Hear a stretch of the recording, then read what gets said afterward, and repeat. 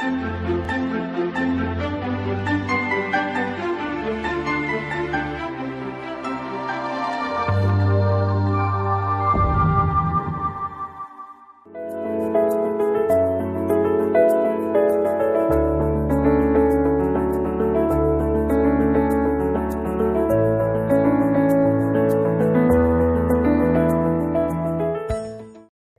dear students, in this module, I am going to explain the procedure of computation of total income of a company. You know that as per Income Tax Act, there are 5 heads of income: income from salary, income from house property, profits and gains of business or profession, capital gains, and income from other sources. The total income is nothing but the aggregate of the income of all heads as the provision laid down by the Act. For computation of total income of a company, we have to consider only 4 heads because it does not have any salary head.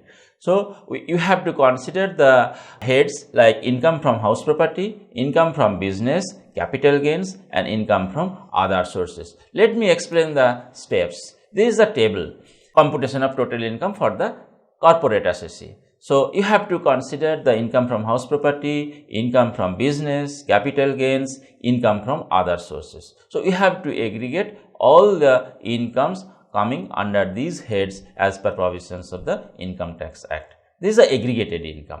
Now, you have to add the income from other income of other persons. That is, you have to consider whether there is any clubbing provisions or not. Here, you have to consider the clubbing provisions of section 60 and 61.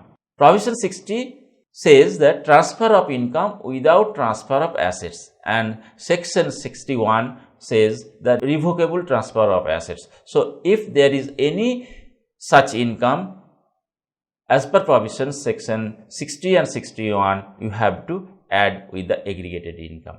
Next, you have to adjust the current and brought forward losses as per section 70 to 80. As per section 70 and 80, you have to consider the current as well as brought forward losses. So, you have to deduct all these items which will be dealt in section 70 to 80 as per Income Tax Act 1961.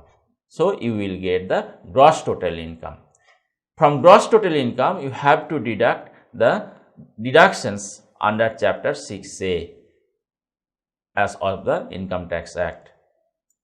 As per chapter 6A, there are various provisions of deductions and incentives like 80C to 80U, but we are computing the total income or taxable income for the corporate assessee. So, here we will consider only the deductions which will be available for the corporate assessee, that is company assessee.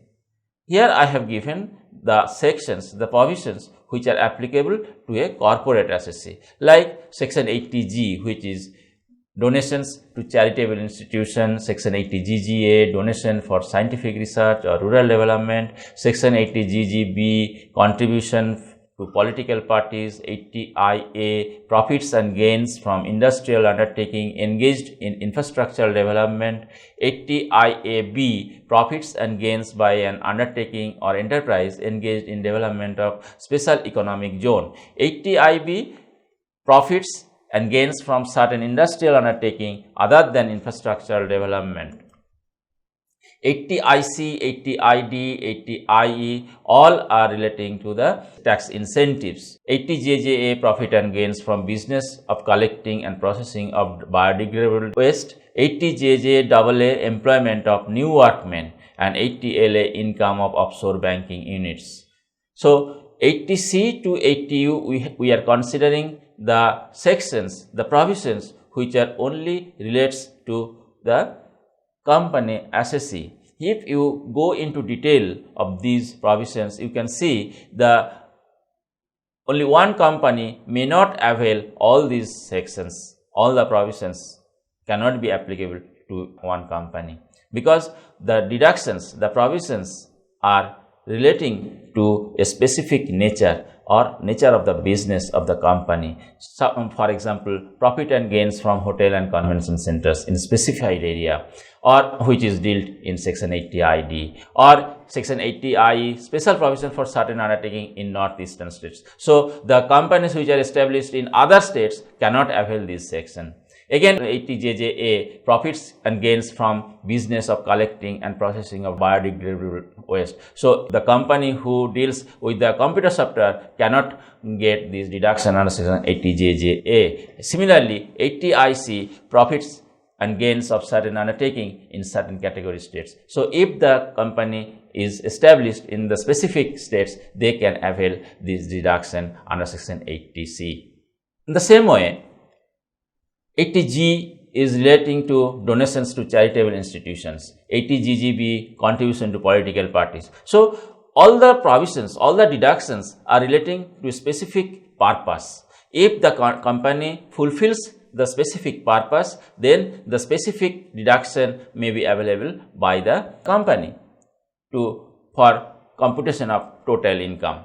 So, this is the process by which you can determine the total income on which tax is to be paid. Therefore, in this lecture, we have computed the total income. You have to first aggregate all the incomes under the heads considering the clubbing provision like Section 60 and 61, and you have to adjust the set off and carry forward of losses, that is from Section 70 to 80. And from gross total income, you have to deduct all the deductions which are available for the company under Chapter 6A. So, you will get the total income.